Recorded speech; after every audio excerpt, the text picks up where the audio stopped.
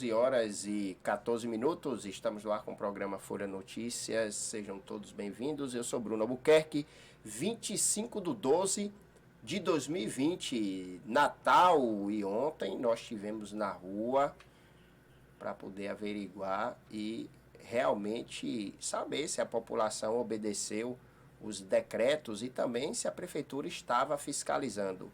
Deixa eu dar logo o bom dia já boa tarde, a nossa colega de bancada, Negraíza. Boa tarde. Boa tarde, Bruno. Como você disse, hoje 25 de dezembro, Natal, né, onde as famílias se reúnem. E aí você ontem vai fazer sua visita linda e maravilhosa na cidade, se depara com coisas maravilhosas, né? Exatamente. Já já nós vamos comentar sobre isso aí. Vamos para os principais destaques de hoje. Em pronunciamento, Bolsonaro destaca ações contra a Covid-19. O presidente disse que 2020 foi um ano de grandes desafios. Pesquisa revela que 22,7% das pessoas que realizaram testes para a Covid-19 até novembro testaram positivo. Decreto regulamenta novo marco legal do saneamento básico. Graças a Deus, finalmente, a gente espera que saia o mais rápido possível do papel marco legal do saneamento básico, que inclusive vai melhorar muito os serviços e possivelmente a extinção da Embasa, que é uma grande dor de cabeça aqui na Bahia. Pandemia mostra que podemos viver gastando menos, diz economistas. Congresso entra em recesso com pauta cheia de pendências para 2021. Porém, a Assembleia Legislativa da Bahia discute não parar, retornar já na primeira semana de janeiro. Coronavac não atingiu 90% de eficácia em testes no Brasil, diz secretário da Saúde de São Paulo. Esse é um fato até curioso. Eu quero saber se o secretário de Saúde de São Paulo vai fazer o mesmo que o doutor Davi Yupp. Lembram que na época o doutor havia administrado hidroxicloroquina no seu tratamento para combater a Covid-19 e omitiu essa informação e posteriormente ele teve que ir a público dizer que tomou sim a hidroxicloroquina e logo em seguida pediu a exoneração do cargo com a alegação de problemas de saúde, mas na verdade nós sabemos que foi pressão do governo do governador João Dória, que ontem teve que voltar às pressas para o Brasil, porque não aguentou o rojão e fez um vídeo, inclusive, pedindo desculpas. Então, o governador João Dória sentiu na pele ontem a pressão popular e os políticos de oposição, logicamente, se aproveitaram da ocasião. Com o número crescente de infectados, 10 novos leitos de UTI Covid-19 são abertos no Hospital Sagrada Família. Homem morre no Nordeste da Amaralina na véspera do Natal. A polícia alega que foi troca de tiros. Foi manchete hoje, inclusive, em alguns jornais aqui da região metropolitana. Um forte abraço para Calum, que está aí curtindo o nosso programa. Calum, que foi a candidata à vice-prefeitura pela Rede Sustentabilidade da cidade de Camaçari, e também para nosso grande colega e comunicador também, Rosito Alves. Do adeus a Maradona, a paralisação do futebol, a retrospectiva do atípico 2020 no esporte, que nós tivemos inclusive grandes percas não só do comentarismo esportivo, mas também de atletas. Mata de São João está entre 12 campos terrestres de exploração comprado pela Petrobras. O contrato foi assinado com a operadora independente Petro Recôncavo S.A., com foco em terras maduras. 400 presos são liberados para sair da temporária de Natal. Esse indulto o presidente Jair Bolsonaro assinou ontem. Infelizmente, é isso aí, nós temos que aturar. Vice-prefeito eleito Bira da Barraca de Mata de São João testou positivo. Na verdade, dificilmente vai ter um político que não foi testado com a Covid-19 depois das eleições. Alberto Castro segue com força total para trabalhar com o parlamento 100% do seu lado, tá? E ontem ele se reuniu, inclusive, com 10 vereadores. Então, Alberto Castro está mostrando que vai sim fazer sua articulação política e vai conseguir sim governar a cidade. Porém, o único percalço que todo mundo tem contrato na Câmara é o próprio doutor Zé Carlos, que já monopolizou a cadeira de vereador e é o marido da atual gestora, que faltam 5 dias para entregar o seu bastão à prefeita Jussara. INEB disponibilizará cartão de confirmação do Enem em 5 de janeiro. Cartão contém números de inscrição, data e hora. Também falaremos neste instante sobre o boletim epidemiológico, a previsão do tempo, parece que já começou até a chover, e também sobre as nossas visitas de ontem na cidade de Camaçari, no comércio local. Essa parte vai ser a melhor, viu? Realmente eu pude perceber que a população obedeceu todos os critérios publicados pela prefeitura. São 12 horas e 20 minutos e já eu estarei aqui também com a presença da psicóloga clínica Amanda Aguiar, que vai falar um pouco sobre as festas de confraternização, passagem do fim de ano, explicar um pouco de como as pessoas devem se comportar diante dessa pandemia, das perdas e também das confraternizações. Já estamos de volta com o programa Folha Notícias.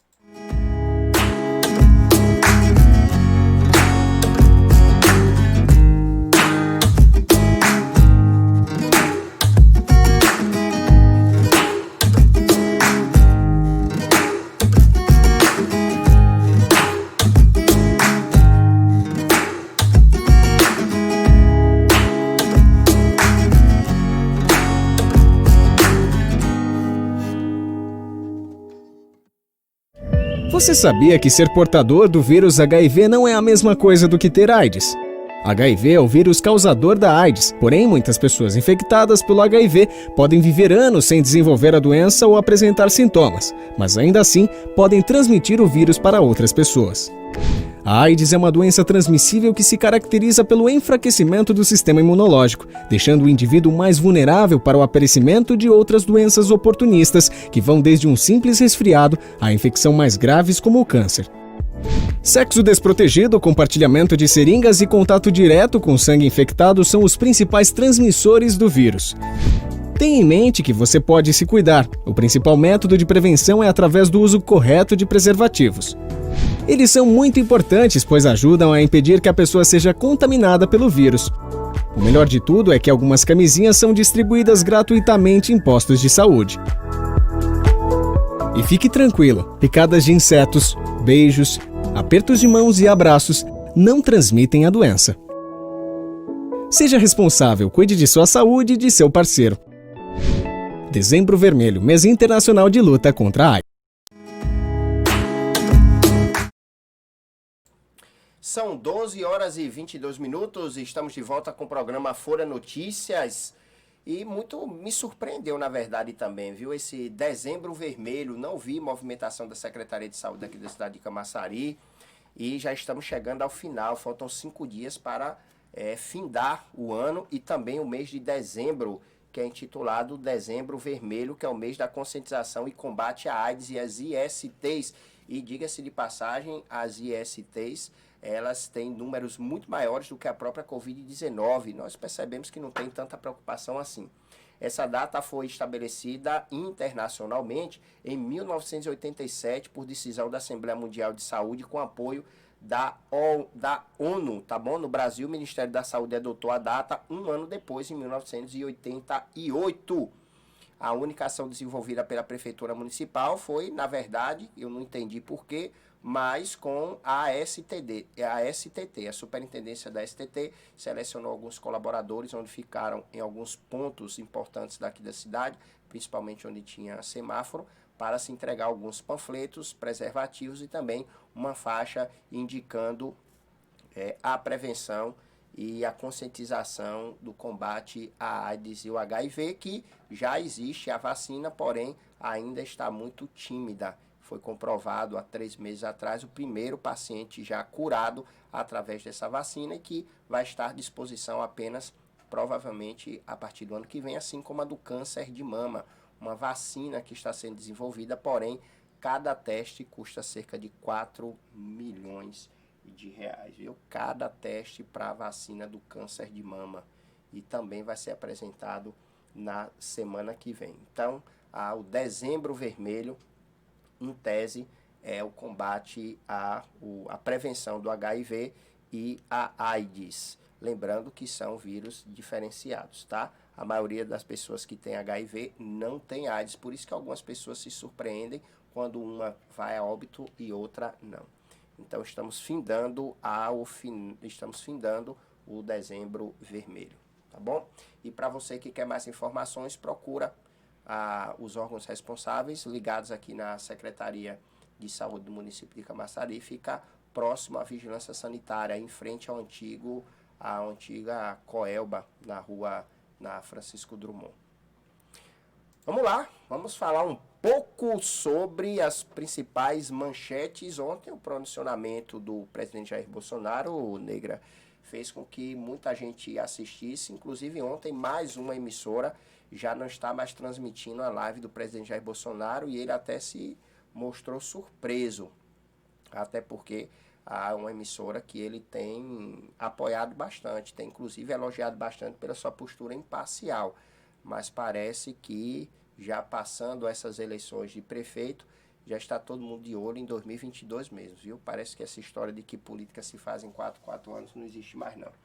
Eu achei interessante ontem o pronunciamento do presidente Jair Bolsonaro, quando ele deixa bem claro algumas ações que estão sendo desenvolvidas. Eu acho até importante essa live, até porque faz com que a população realmente que queiram um país melhor possam averiguar se procede ou não aquelas informações. Mas o ponto mais polêmico da live foi a indisposição do presidente Jair Bolsonaro com João Dória, né, o calça apertadinha intitulado pelo presidente Jair Bolsonaro e também por algumas alusões. Então, depois da live, o presidente também fez o seu pronunciamento de Natal junto com a esposa e deixou bem claro que tem trabalhado em prol de um país melhor e que também não quer que o Brasil vire uma Cuba, uma Venezuela ou muitos outros países que a gente percebe que realmente são países que precisam de uma renovação política também.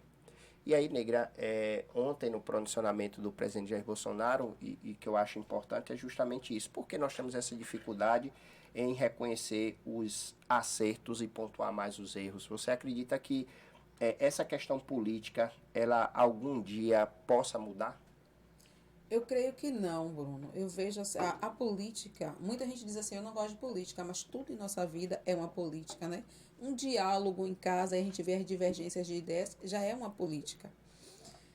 As pessoas, por mais que aí tentem encontrar o dirigente certo, por mais que a gente lute buscando a pessoa certa, a gente vai continuar no sonho, na luta. Porque por mais que Bolsonaro hoje, nosso presidente, eu sou uma pessoa que não apostei em Bolsonaro, eu não votei em Bolsonaro. E o fato, gente, eu vou até falar assim, o fato de não votar em Bolsonaro não significa que todas as pessoas que não votam em Bolsonaro é porque é petista, Sim. é porque vota em Lula. Existia vários candidatos. Eu não acredito, não queria votar em Bolsonaro e não quis votar em Bolsonaro, porque durante toda a campanha dele, ele deixou claro quem ele era. Quem apostou em Bolsonaro apostou dentro do que ele falou, né? Ele nunca disse, em suas palavras, durante a campanha dele, que ele faria um governo em pró da ideia do que a população queria, mas em cima das teses que para ele era correta. Então as pessoas votaram consciente. Jair Bolsonaro, ele tem um pensamento de um coronel, sei lá o que ele é, capitão do exército, de um servidor das Forças Armadas. Ele acredita, dentro das palavras dele, que tudo se resolve na porrada. É assim que eu enxergo o Jair Bolsonaro. Ontem, no pronunciamento dele, as palavras que ele vem dizendo durante todo esse ano, ele é uma pessoa que não acreditou que o vírus pudesse causar e chegar na proporção que chegou agora. Ele sempre foi muito claro. Veio a ideia da gripezinha, como você ontem até falou, né? E é uma gripe, porque tudo começou na gripe, mas a gente estava vendo em toda parte do mundo o que estava acontecendo. E eu acho que nas ações dele, ele fez com que muita gente que acreditava que ele seria o melhor do Brasil, começou a não acreditar. Começou a achar que ele não era a pessoa certa para cuidar da população. Como muita gente começou a apostar nele. Muita gente também começou a apostar. Como nós temos pensamentos diferentes, a gente tem divergência, né? As pessoas, eu falo, as mentes pensantes têm divergências, porque o que é bom para mim, talvez não seja bom para você. E vice-versa. E vice-versa. Bolsonaro, ele é um representante muito forte dos empresários do nosso país. Ele é um representante da massa rica do nosso país. Nós sabemos que quem movimenta de fato e faz com que tudo aconteça é o dinheiro. No nosso Brasil não é diferente. Então, haverá pessoas que vão lutar por uma política onde tem uma pessoa que represente a massa burguesa do país. E vai haver uma massa de pessoas que vai querer alguém que olhe para as comunidades, para a periferia, para o povo menos desfavorecido. Então, há sempre uma mudança na questão política. Vai ter sempre divergência, vai ter sempre uma busca pela melhoria da sua área que você vive, né? Exatamente. De onde você está. Porque da minha visão é uma. A sua visão, Bruno, você tem uma visão empresarial. Então, a sua visão é outra. Quando eu falo isso, você tem uma visão empresarial, porque quando você senta para organizar a sua empresa, você vai organizar a sua empresa, mas você tem que ter uma visão de custo, mas não só o custo de como vai ser ali para desenvolver, não. Você tem que ter uma visão de custo, questão de impostos, até onde vai, uma folha de pagamento. Você vai pegar a sua folha de pagamento como empresário e você vai pensar, a minha folha de pagamento, gente, fechou 10 mil. Não, a folha de pagamento ela não é 10 mil. Né? Para nós que vai receber é 10 mil. Para o empresário, a folha de pagamento é 15, 16 mil, por causa de todos os impostos que envolve. Então, o pensamento do empresário é diferente do meu. Na verdade, nós temos 41 ministérios que pensam 41 formas diferentes, né? E essa questão política, o único agravante que nós temos percebido é que o brasileiro, ele precisa tentar despolitizar muitas questões, que foi o que aconteceu, inclusive, com a própria pandemia. Nós temos, inclusive, estados, nós temos municípios que tiveram uma diferença muito grande. Nós temos 417 municípios na Bahia, porém, 19 cidades aqui na Bahia não tiveram nenhum caso da Covid-19. Ou seja, quais foram as políticas adotadas nesses municípios? Independe do partido que o gestor dessas cidades, eles são. Então, o que a gente percebe, na verdade, é essa briga e nos preocupa bastante, porque hoje, nos noticiários, revela que 22,7% das pessoas que realizaram testes para a Covid-19 até novembro testaram positivo. Então, o que a gente percebe, na verdade, é que aquelas subnotificações que sempre foi citada, inclusive na época do ministro Mandetta, eram reais. E é por isso que nós acreditamos que os boletins epidemiológicos, eles não trazem os números reais para a população. E nós já tivemos várias divergências contra isso. Então, aqui diz, brancos são maioria entre os que tiveram algum sintoma e ficaram internados. E observem vocês que a Organização Mundial da Saúde, juntamente com os grandes infectologistas, eles diziam que os afros, os pardos, os negros, ele têm uma suscetibilidade muito maior, tá, do vírus do que o branco. Porém, aqui nessa pesquisa já diz que a maioria entre os que tiveram alguns sintomas e ficaram internados são brancos. Então está aqui, a população desocupada chegou a 14 milhões de pessoas em novembro. E outro dado interessante, eu tenho acompanhado muito essa questão dos números dos desempregados no Brasil, e observem que do meio para o final do governo da Dilma Rousseff, nós tínhamos 12 milhões de desempregados. Então, se nós pegarmos 4 anos depois, com toda a pandemia, e hoje nós temos 14 milhões de pessoas desempregadas, tá, desocupadas, é porque a numeração é diferente quando se fala desocupadas e desempregadas. São números, na verdade, que o INEP passa com... o estudo científico é diferenciado. Então, quando você tem 14 milhões de pessoas, é o recorde da série, tá? O aumento foi de 2,0 frente a outubro e 38,6 desde o início da pesquisa que foi feita em maio. A taxa de desocupação de 14,2% é recorde da série, mas não teve variação estatisticamente significativa frente a outubro, que foi 14,1%. A força de trabalho chegou a 98,7 milhões em novembro, com alta de 0,8% em relação a outubro e de 4,4% em frente a maio. Aí a gente entra, na verdade, Negra, numa discussão interessante aqui, que é o seguinte: quando as pessoas disseram para ficar em casa, os apoiadores do ficar em casa, agora prova claramente que ficar em casa só aumentou a contaminação. Ou seja, você percebe aqui que os números eles dizem, 98,7 milhões em novembro, com alta de 0,8% em relação a outubro, em frente a maio, que foi justamente o período de ficar em casa. O que os infectologistas, na verdade, atribuem o fica em casa é muito simples. Toda a família, toda a casa tem entre 2 a 4 moradores, tá? Residentes.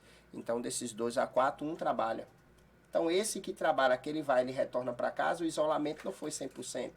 Então, esse que volta, na verdade, pode contaminar outras pessoas. Então, em tese, o que aconteceu foi isso, porque toda a família tinha que ter uma pessoa que tinha que trabalhar. Faça sol, faça chuva, teria que trabalhar. Então, o fica em casa, na verdade, que foi o que aconteceu, inclusive, na Argentina, e nós estamos vivenciando lá realmente a tristeza da população, né? E aí é que eu volto novamente a dizer essa questão da politização. Não acho que a gente tem que politizar a miséria alheia. Não acho que a gente tem que chegar aqui agora e dizer que o governo é de esquerda ou é de direita e que fez errado, não. O que acho que a gente tem que se pensar agora é a resolutiva daquele problema, ver aquelas pessoas passando fome, a forma com que eles estão lá, parecendo que estão na Etiópia, tá? Então, acho que não deve se politizar temas como esse. Então, Negra, o que a gente analisa basicamente é isso aí. E aí eu queria lhe ouvir, Negra, justamente nesse aspecto. Quando você pega o 20 de março, que foi decretado o estado de calamidade pública, e principalmente na área que você atua também, que é artística, e que já fez com que todo mundo ficasse em casa, você acredita que essa questão dessa quantidade de pessoas que foram infectadas é devido mesmo a ter alguém na família que tinha que sair para trabalhar? Também. O que ocorreu? Quando falou assim, fique em casa, vamos fechar as fronteiras. Não, se você mora, para começar, se você mora em outro estado ou se você mora em outro país, tem essa questão também, né? Estudantes que vieram de outros países e retornaram aos seus lares. Pronto, estamos em casa, mas estamos recebendo alguém que está vindo de outro estado. Essa pessoa no trajeto, ela pode se infeccionar, né? Se infectar. E no que ela se infecta, quando ela chega na família, se não houver aquela questão que tinha que ficar 14 dias isolado, se ficar isolado sem o contato com a família, é uma coisa. Mas existem pessoas que foi direto para casa. E acontece o quê? A família está lá resguardada, mas ela recebeu uma pessoa de fora que podia estar contaminada, automaticamente se contamina. Existem pessoas que têm que trabalhar. Existem aquelas pessoas que não trabalhavam, que poderia ficar em casa, como estava pedindo, mas que queria bater perna, que ia na rua, que ia passear.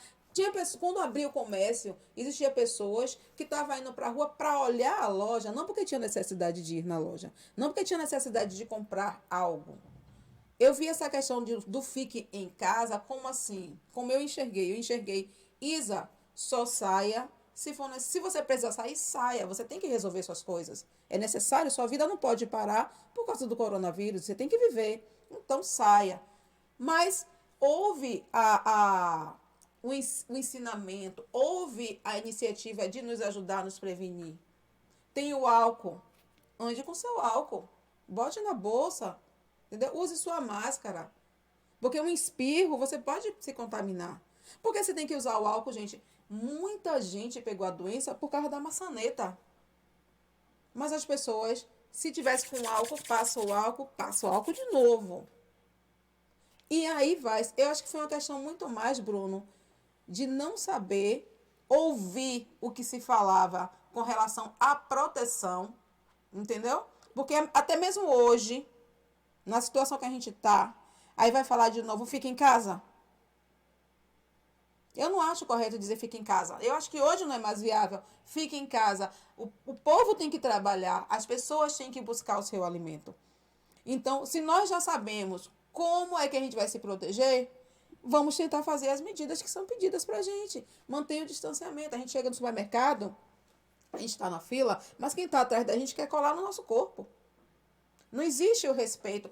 E os supermercados se adaptaram ao distanciamento, porque está lá os pontinhos com 1,5 m para você ficar. Mas somos nós que não nos importamos com o que de fato está acontecendo. Essa questão da interpretação, né?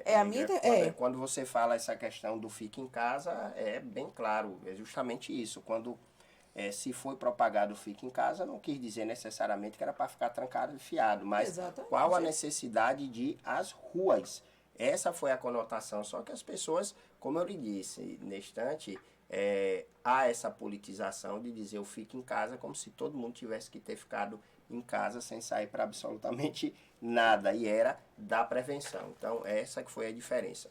12h40. Adja, Feliz Natal para vocês aí também, sucesso. E eu espero que ano que vem vocês possam dobrar, na verdade, fazer muito mais do que foi feito agora em 2020. Diego Lopes, um forte abraço. Doutor Diego Lopes, apresentador do nosso quadro Consumidor em Ação. Firme e forte aí. Vamos lá, Coronavac não atingiu 90% de eficácia em testes no Brasil, diz secretário da Saúde de São Paulo. Aí, novamente, a gente questiona essa questão da politização das coisas.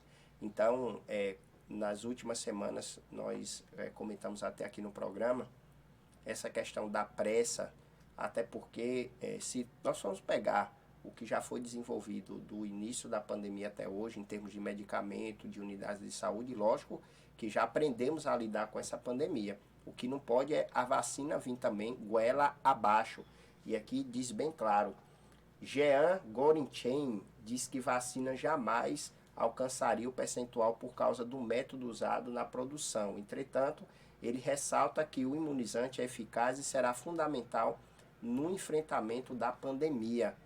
Então, está aqui dizendo que não atingiu 90% dos testes no Brasil, mas está em níveis que nos permitem fazer uma redução de impacto de doença na nossa população, afirmou Gorinchek, citando que o percentual é superior ao mínimo de 50% recomendado pela Organização Mundial da Saúde. E a gente acredita que vão ser 2 doses, justamente por isso. A primeira dose vai ser os 50% e daqui a 6 meses mais a 50% para fechar 100%. Um ponto interessante para a gente analisar, e eu tinha dito até aqui no último programa, é que o que é que as prefeituras e os governadores têm feito? Eles não têm publicado um decreto já para 6 meses, para 1 ano. O que eles têm feito, na verdade, é o seguinte, eles têm pego e colocado um decreto até o dia 10, quando chega dia 10 estende para o dia 20, chega o dia 20 para o dia 30, etc. E agora a gente percebe, Negra, claramente, por que é que a vacina são em 2 doses e por que a pressa em se imunizar em janeiro.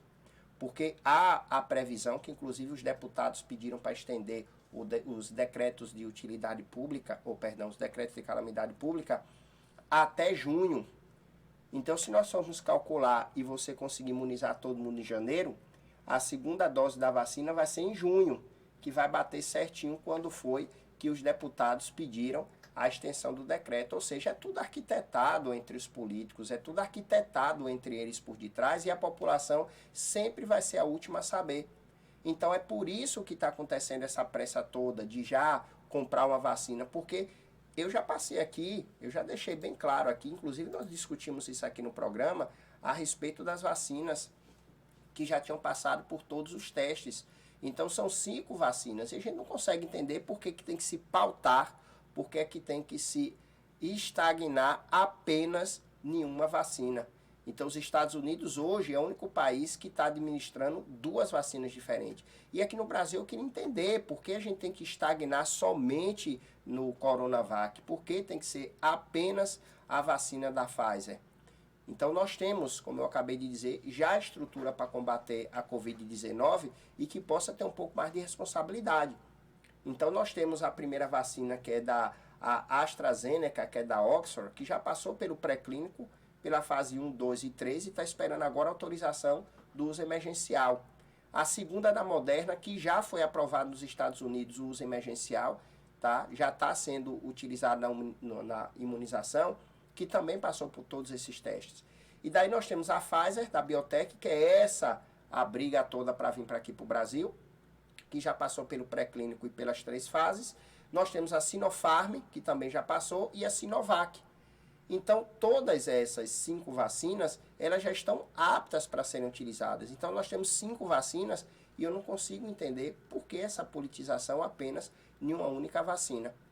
E aí a pressa, a gente percebe agora da imunização em janeiro, é para que, quando finde essa primeira dose, vai ser em junho, que é quando acabam os decretos, para que possa imunizar novamente a população nesse segundo momento, e dali para frente a gente possa pensar em voltar, como diz o povo, ao normal.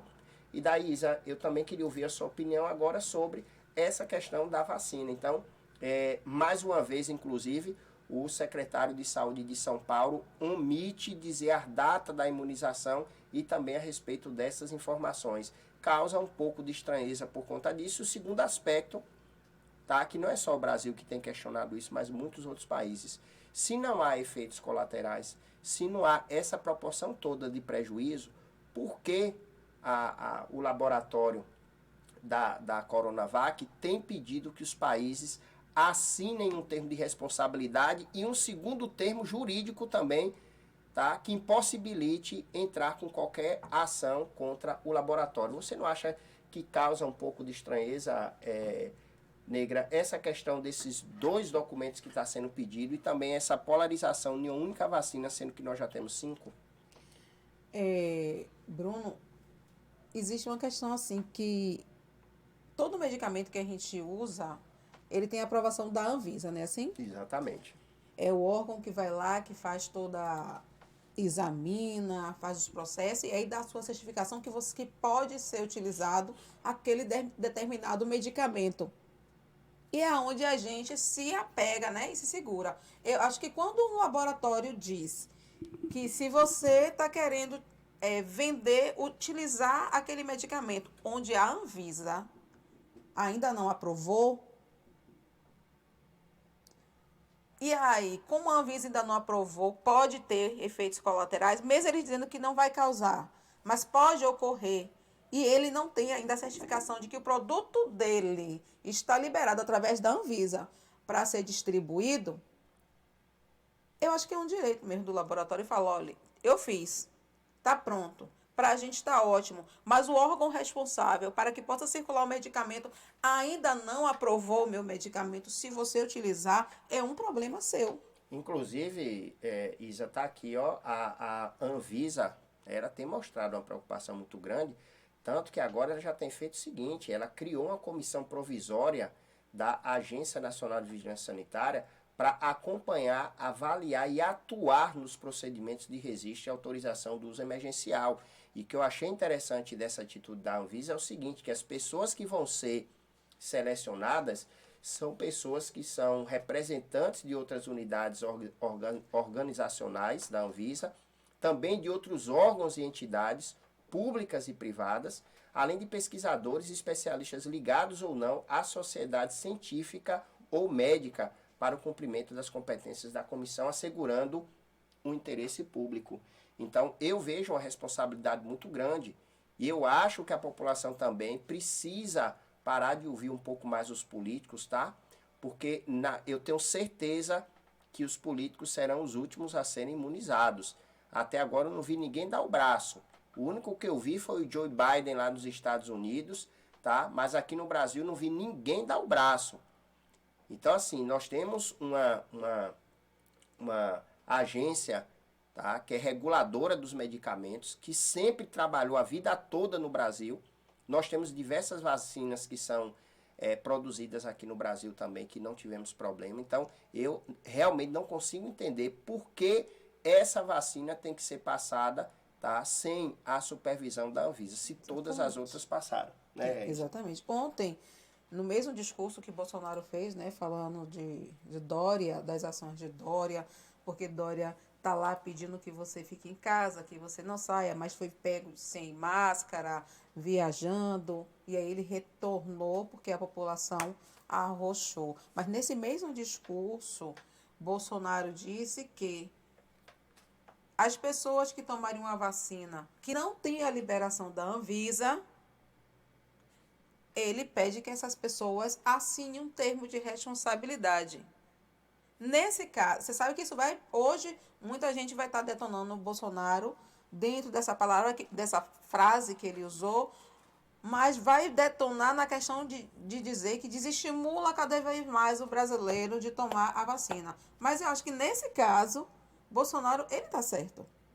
Ele está certo, porque se a Anvisa ainda não aprovou, significa que pode ocorrer efeitos colaterais nas pessoas que pode levar até a morte. Eu vejo nessa questão. Mas no momento que a Anvisa diz, que eu acho que isso já foi dito até no Senado, Sim. que no momento que a Anvisa disser esta vacina pode ser utilizada, eles disseram que com 5 dias começa a distribuição da vacina para a população, né, poder ser vacinada. Agora a população tem que ter um pouco de calma, gente, porque até para fazer uma vacina ela tem que ter muito estudo. E essa vacina ela está sendo feita em tempo recorde.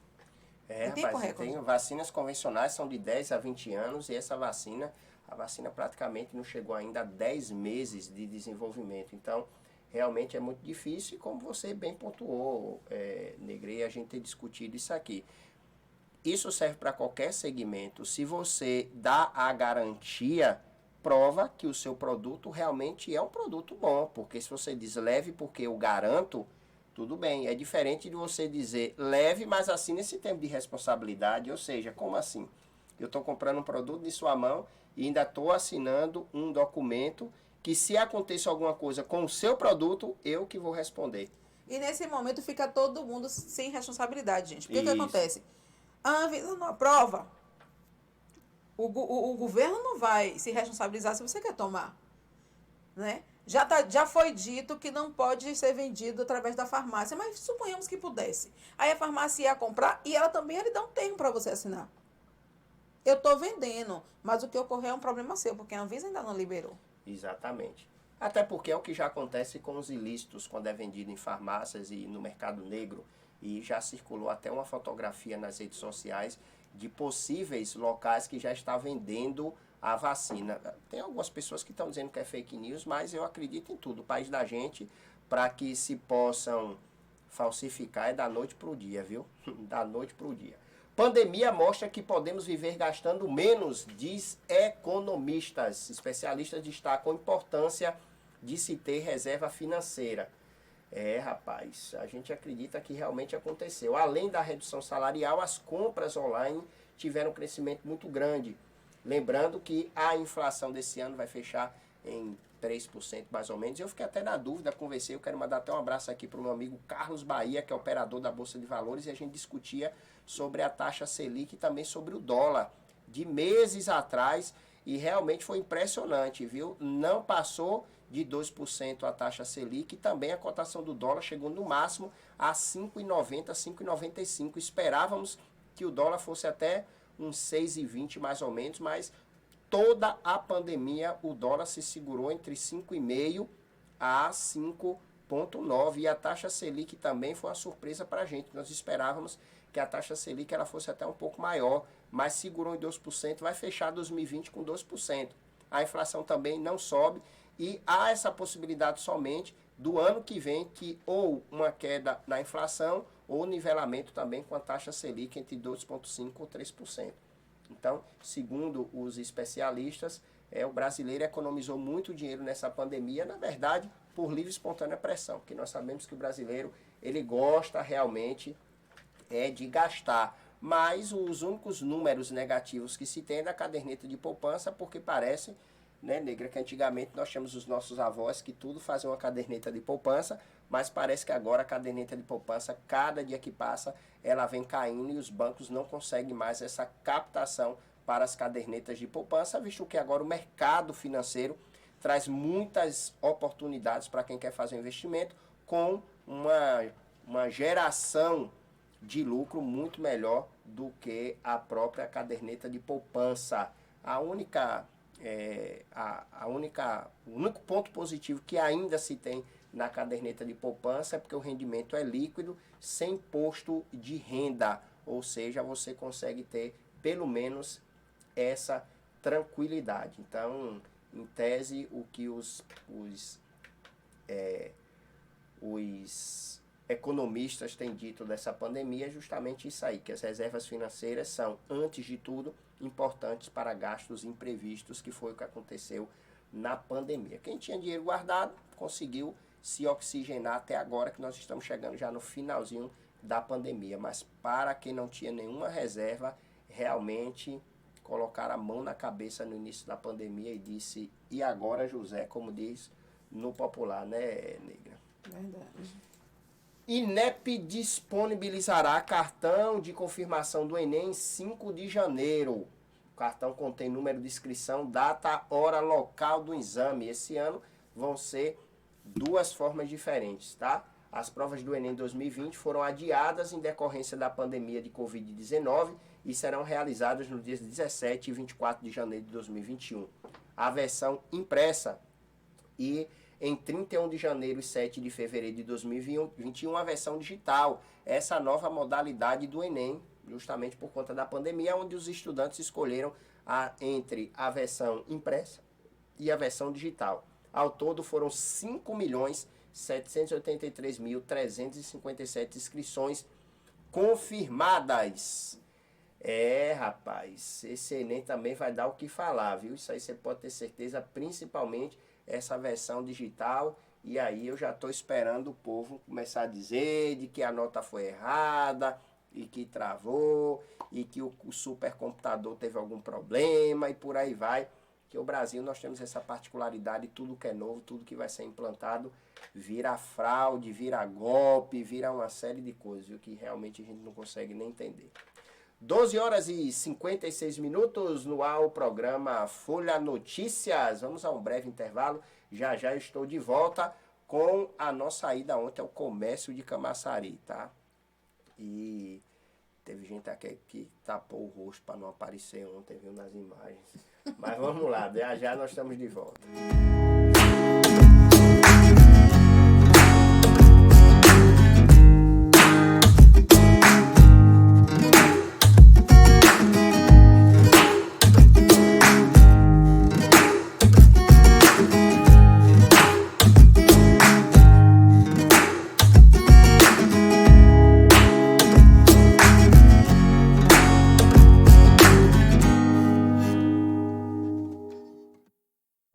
Você sabia que ser portador do vírus HIV não é a mesma coisa do que ter AIDS? HIV é o vírus causador da AIDS, porém muitas pessoas infectadas pelo HIV podem viver anos sem desenvolver a doença ou apresentar sintomas, mas ainda assim podem transmitir o vírus para outras pessoas.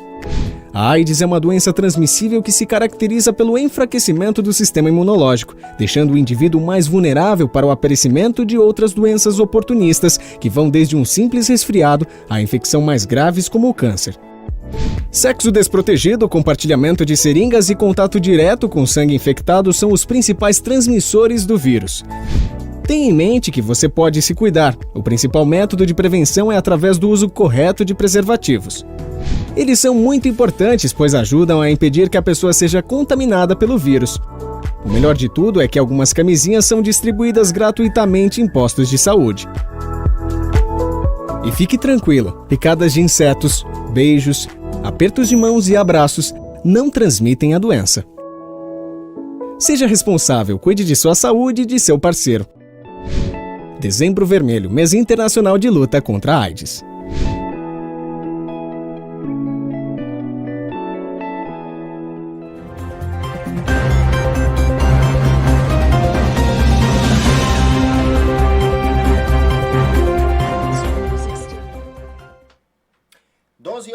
E 58 minutos, voltamos com o programa Folha Notícias. E para você que ainda não tem o nosso aplicativo, baixa lá www.radiofolha.com, baixa o aplicativo disponível em iOS e também Android. Fique por dentro da nossa programação e também da nossa playlist e da nossa rádio. Encosta aí o seu leitor do QR Code que está aí na nossa telinha e você vai direto para o Play Store, baixa o aplicativo e consegue ouvir os nossos programas também, além da nossa programação musical.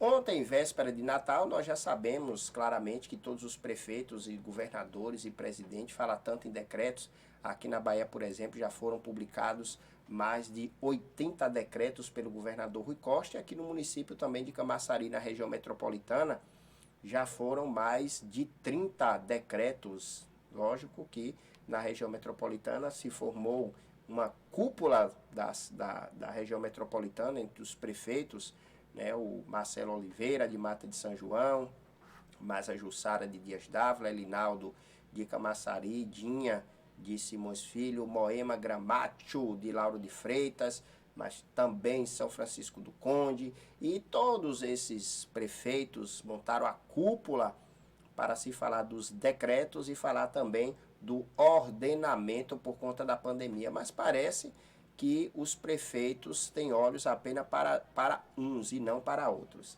Vejam com as imagens exclusivas da nossa produção ontem, aqui na cidade de Camaçari. Primeiro flagrante que nós vamos comentar aqui agora é a respeito do transporte. O transporte público em Camaçari eu já não tenho nem mais forças para falar. Não tenho nem mais forças. Porque entra prefeito, sai prefeito, e aí nós voltamos com aquela questão partidária, que eu acho que a população tem que começar a cuspir fora essa questão partidária. O Bolsonaro até falou uma coisa certa esses dias, e eu apoio claramente essa história de extinguir partido político. Eu só acho que o partido político existe só para comer dinheiro, ponto e acabou. Eu até publiquei aqui, né, nós falamos aqui em um programa, quanto se ganha cada presidente de partido, né, a fortuna que eles ganham. E o transporte público de Camaçari sai uma gestão, entra outra gestão, e até agora nada. Não só na cidade de Camaçari, mas nas outras cidades também. Então observe esse flagrante ontem aqui na cidade de Camaçari do transporte público. Observem que esse daí é o ônibus da Cidade das Águas, que faz o itinerário daqui da cidade de Camaçari para Dias Dávila, em meio ao comércio lotado, e nós percebemos o quanto esse ônibus estava lotado. Então, eu não vi nenhuma fiscalização em nenhum momento, não houve fiscalização. Observem que o ônibus está lotado. E aí, negra? E aí eu lhe pergunto, como é que você quer conter uma pandemia nessas condições? Não tem como, Bruno. Não existe como conter dessa forma. Se sabe que um toque, né? Quando tá dialogando, um começa a conversar ali perto do outro, a saliva, alguém espirra. A pessoa está contaminada, vai se segurando naquele corrimão do ônibus ali, né? Se segurando, o outro segurando no mesmo lugar, vai se contaminar. Eu acho que as empresas, elas de ônibus, eles têm que se adequar ao novo momento que está. Mas, como a gente sabe, a arrecadação é muito mais importante do que a vida. O dinheiro, nesse momento, ele fala muito mais alto do que a vida. Para eles, se colocar só as pessoas sentadas e não ter aglomeração dentro do ônibus, eles vão ter uma redução muito grande na questão dos valores que eles arrecadam diariamente. Pois é, rapaz, esse ônibus aí não dá para entrar nada, mas foi os ônibus que estavam circulando ontem aqui na cidade de Camaçari. Esse foi o primeiro ponto. O segundo ponto foi a nossa externa na feira. E aí o que eu achei engraçado foi a indignação da população. E detalhe, eu vou mandar aqui um recado para o prefeito Popstar, aqui da cidade de Camaçari. Prefeito, o senhor não está tão bem quando o senhor acha dentro da feira não, tá? Eu acho que o senhor vai ter que fazer muita coisa para, de repente, a população mudar um pouco a sua concepção. Inclusive, a população já está esperando novamente uma interdição da feira ano que vem. Já há esse comentário, inclusive, entre os próprios ambulantes, e que não estão muito satisfeitos não, tá? Então, ontem nós estávamos fazendo a externa na feira e muitas pessoas chamaram para conversar.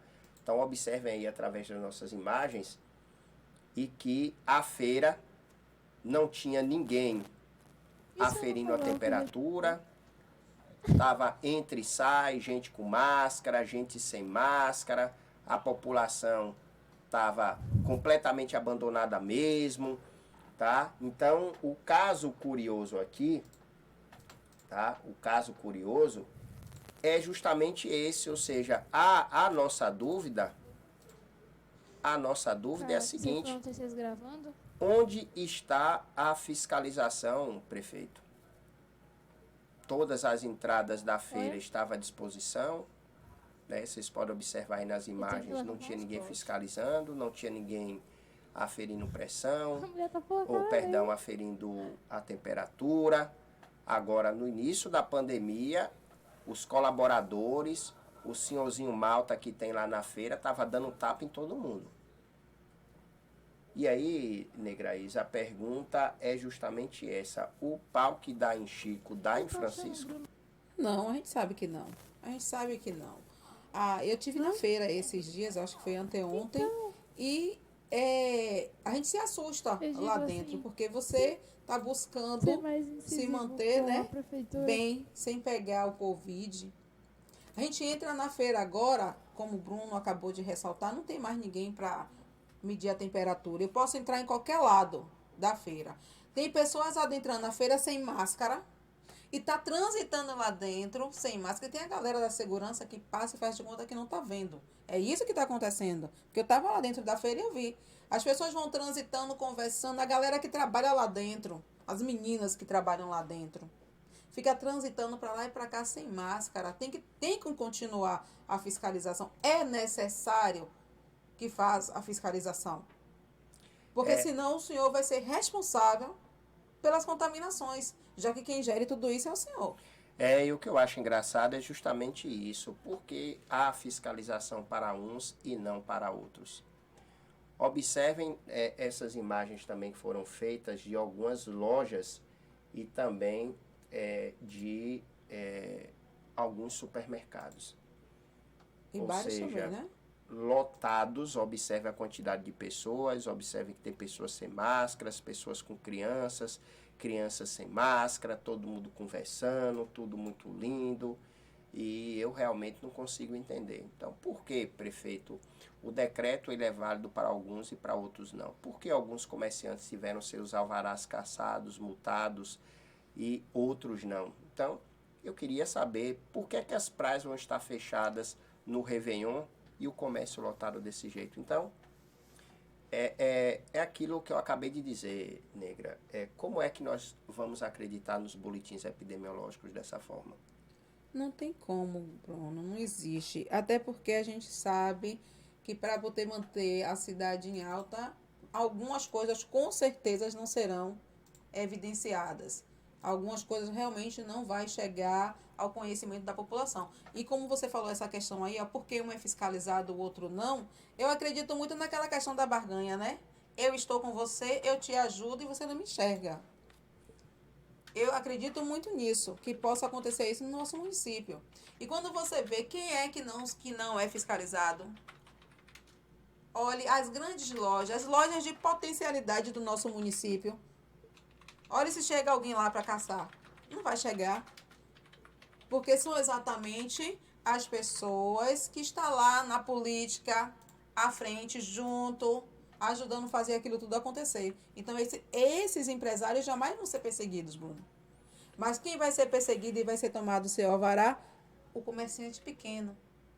Aquele que não pode colar, né? Entrar na briga da barganha. Esse vai ser perseguido. Esse vai ter seu alvará cassado. Rapaz, é impressionante. Para vocês que estão aí assistindo o nosso programa, vejam essas imagens, os ônibus lotados. E aí volta o que nós estávamos falando aqui na estante. Se você sai, sua esposa, o seu marido e seu filho, e para numa blitz e algum está sem máscara, prefeito, né, superintendente da STT, o Coronel Castro, aí multa. Agora, Negra Isa, esse ônibus da Cidade das Águas que vocês estão vendo aí a imagem agora, observem que o ônibus chega a estar com a cor preta por dentro, da quantidade de pessoas em pé, sentadas e aglomeradas. Esse, Negra Isa, não pode ser notificado. Nem vai. Não vai ser, Bruno. Você sabe que todo ser que gera o dinheiro para eles, não vai ser. O pai de família está gerando que dinheiro para eles naquele momento? Nenhum. O que é que eles estão ganhando com aquele pai de família que está para lá e para cá? Pelo contrário, ele quer tirar, porque ele não está dando. Na verdade, já dá, né? Porque a gente só transita se o IPVA da gente tiver pago. Senão, a gente toma até o nosso veículo, que é errado. Pois porque é. o veículo foi adquirido por nossos esforços. Pois é. O governo não tem por que tomar, né? Mas o Estado toma o nosso veículo.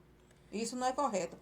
E nessa questão deles multarem uma empresa de ônibus, eles não vão multar, gente. Sabe por quê? Porque o tamanho do imposto que essa empresa tem que pagar é alto. É diferente do imposto que o cidadão vai pagar, que só paga de ano em ano, que é o IPTU, o IPVA. Maria sacerdote, difícil, Dona Maria, como diz o povo, muito difícil. Veja essas imagens, isso aí é na frente de um supermercado. Isso é em frente ao supermercado. E outra coisa que eu queria saber da prefeitura. Ô prefeito, quando Vossa Excelência era vereador, o senhor não ia nas sessões da Câmara para poder dizer, tá? Para poder falar do ex-prefeito Ademar, do ordenamento do comércio de Camaçari, prefeito? Então eu queria entender como é que as calçadas, prefeito, foram requalificadas e esses grandes atacadistas do município estão utilizando a calçada para colocar os seus produtos, prefeito. Aí o senhor não vai mexer não, né? Por conta do IPTU, por conta do ISS, por conta dos impostos volumosos, aí não pode mexer, né, prefeito? Agora, derrubar o carrinho de amendoim do ambulante, dar tapa na cara, xingar e ameaçar, aí pode, né, prefeito? Aí pode. Eu queria que o senhor mandasse os seus capangas derrubar, aí tá na imagem, tá aí na telinha. Manda lá, prefeito, derrubar, ó, esses cestos desse supermercado, prefeito. Manda derrubar. Bora ver se o senhor é esse homem todo. Se o seu senhorzinho Malta é esse homem todo também. Manda derrubar aí. Manda tirar aí esses monstruários que estão na calçada.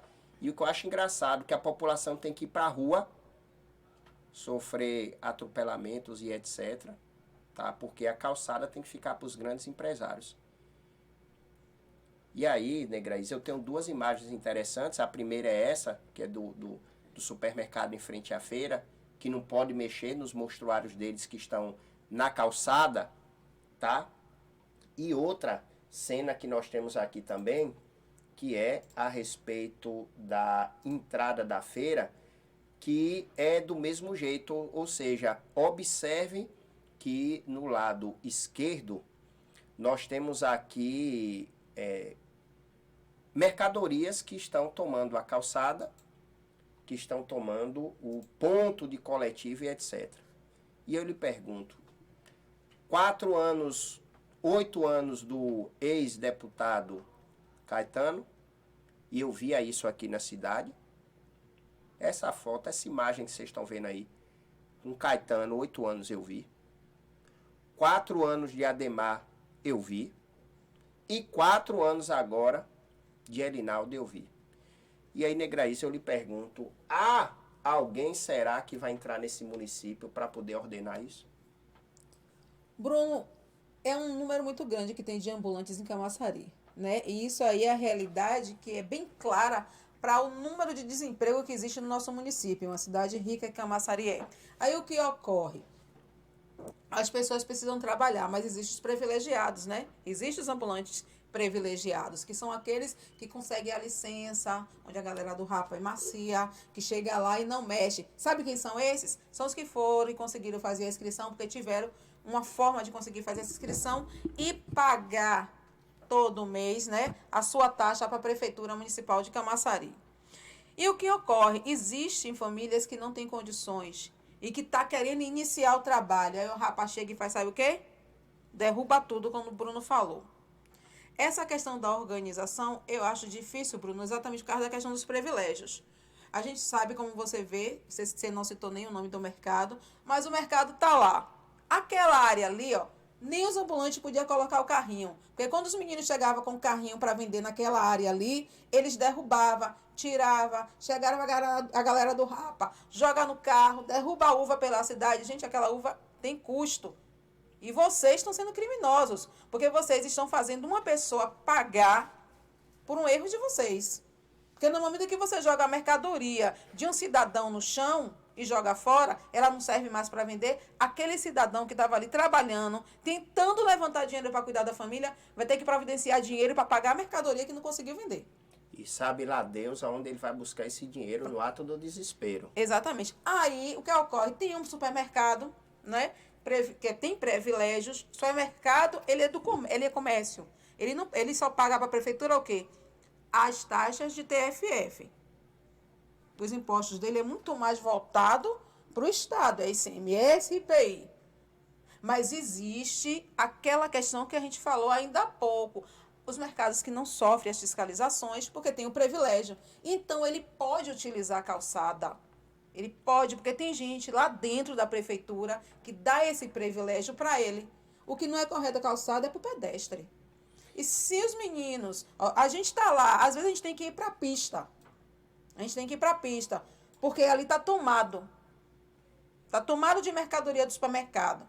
Se vacilar, eles começam a colocar os caixotes dele de junto do meio-fio, que é para a gente andar colado mesmo ali, ó, na pista. A gente vai ter que disputar a pista com os carros. O que eu fico na dúvida, Negrez, é o seguinte: nós tivemos uma recente requalificação do ponto de coletivo também em frente à feira, quer dizer, no fundo da feira, porque aqui todo mundo fica equivocado entre a frente e o fundo da feira, tá? Mas em frente à Praça Barão Montenegro, e não tem como as pessoas andarem já no ponto de coletivo.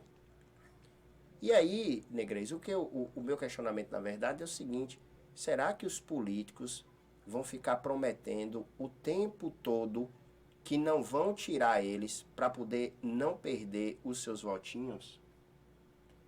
Porque olha essa imagem que vocês, nossos internautas, estão assistindo aí agora. Eu pergunto a vocês, como é que vocês conseguem pegar um ônibus nesse ponto? Requalificou, trocou os bancos, trocou toda a estrutura, mas no final do dia tudo sujo.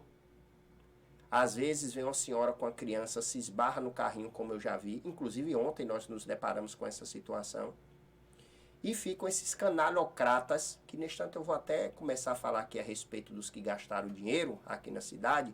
Ficam esse bando de canalhocratas dizendo que Camaçari está bagunçado. Mas se vocês aqui deixam bagunçados, um bando de canalha que já estiveram lá no poder, e vou dizer mais, os candidatos a prefeito que tinha aqui nessa última eleição, né, os 10 que eram candidatos, a maioria deles já foram secretários, tanto do gestor atual como do gestor anterior.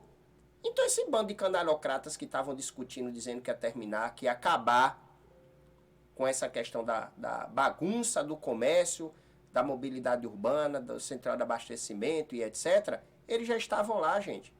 Eles sempre estiveram lá. Não resolveram, sabe por quê? Porque não queria perder o voto, porque não queria perder apoio. E vem com esse discurso medíocre, esse discurso arcaico, a narrativa que eu acho que nem minha bisavó quer ouvir mais, de que o povo precisa trabalhar, o povo precisa trabalhar. Todo mundo sabe que o povo precisa trabalhar.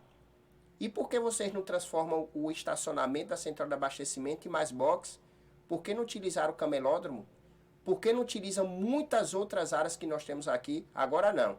E o que eu acho engraçado, Negraíz, é o seguinte, é que foi o decreto de calamidade pública, ele é publicado, e aí o que é que acontece? Eles fecham a feira, que esse fato foi curioso também. Esse fato é o que eu disse, o prefeito de Camaçari, ele precisa ceder o QI dele para a humanidade, porque é surreal. Como é que se diz que é feirante, fecha a feira no dia 20 de março, dizendo que só fica aberto o que é essencial, e quando chega 4 meses depois ele manda reabrir dizendo que tem essencial. Ou seja, como é que você trabalha no local e você não sabe o que é essencial e o que não é essencial, que diz que é suas origens. E aí, Negraíza, fecha, naquele momento se fecha a feira. Se monta 2 toldos na radial, em frente à Caixa Econômica, e aí os ambulantes todos correm para lá, a prefeitura vai, interdita a rua, abrindo precedente, inclusive, para um comércio para ali. Então eu lhe pergunto, assim que se resolve, Negreza, você não acha que é novamente essa questão de não ir de afronta aos ambulantes até naquele momento por conta de ser também um período eleitoral? Concordo sim, Bruno. Era um momento que para eles era muito importante, então eles não iam querer brigar com uma população, porque os ambulantes é um número muito alto. É muita gente que é ambulante.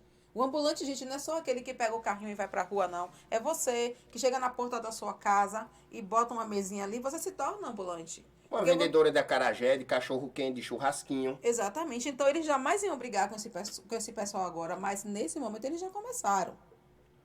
Sabe por que já começaram? Porque já acabou a eleição, a cadeira continua com ele e agora ele pouco se importa se você gosta ou se você não gosta. Agora não interessa mais. É isso aí. Melhor que todos os presentes debaixo da árvore de Natal é a presença de uma família feliz. O verdadeiro Natal acontece em nossos corações, onde a mágica dessa época faz reforçar o amor e a generosidade. Paulo César Reis, obrigado pela mensagem, parabéns, e a gente espera, Paulo, que realmente as famílias elas possam ser iluminadas. Rapaz, essas imagens aqui realmente eu já esperava, não foi nenhuma surpresa pra gente, viu? 13 horas e 20 minutos, estamos no ar com o programa Folha Notícias e eu vou receber agora, daqui a uns 2 minutinhos, a presença da psicóloga Amanda Aguiar, que é até apresentadora do programa Insights, para a gente falar um pouco sobre as confraternizações agora de final de ano. 13 horas e 21 minutos, vamos a um breve intervalo, já já estou de volta.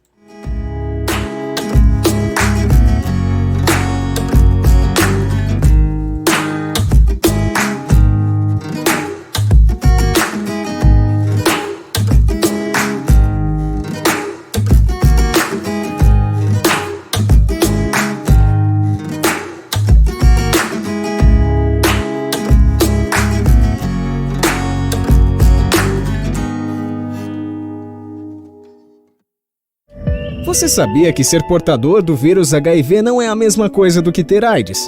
HIV é o vírus causador da AIDS, porém muitas pessoas infectadas pelo HIV podem viver anos sem desenvolver a doença ou apresentar sintomas, mas ainda assim podem transmitir o vírus para outras pessoas. A AIDS é uma doença transmissível que se caracteriza pelo enfraquecimento do sistema imunológico, deixando o indivíduo mais vulnerável para o aparecimento de outras doenças oportunistas, que vão desde um simples resfriado a infecção mais graves como o câncer. Sexo desprotegido, compartilhamento de seringas e contato direto com sangue infectado são os principais transmissores do vírus. Tenha em mente que você pode se cuidar. O principal método de prevenção é através do uso correto de preservativos. Eles são muito importantes, pois ajudam a impedir que a pessoa seja contaminada pelo vírus. O melhor de tudo é que algumas camisinhas são distribuídas gratuitamente em postos de saúde. E fique tranquilo, picadas de insetos, beijos, apertos de mãos e abraços não transmitem a doença. Seja responsável, cuide de sua saúde e de seu parceiro. Dezembro Vermelho, mês internacional de luta contra a AIDS.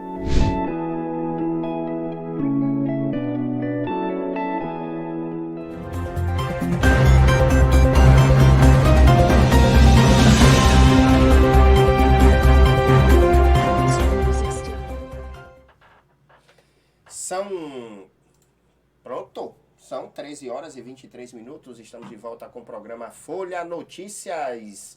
Negraíça aqui na nossa bancada, fazendo aqui o nosso lobby com as mulheres, lógico, e agora recebendo a psicóloga clínica Amanda Aguiar, que é apresentadora também do nosso programa Insights. Amanda, boa tarde, seja bem-vinda.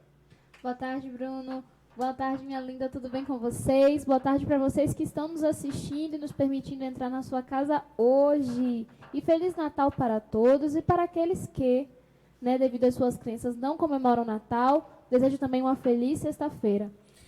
Amanda, você falou até tudo, viu? Quem comemora, quem não comemora, né, Isa? Querendo ou não, vão comemorar por livre e espontânea pressão, porque todo mundo para, o trabalho para e ele vai ter que ir para casa. Que fique quietinho, né?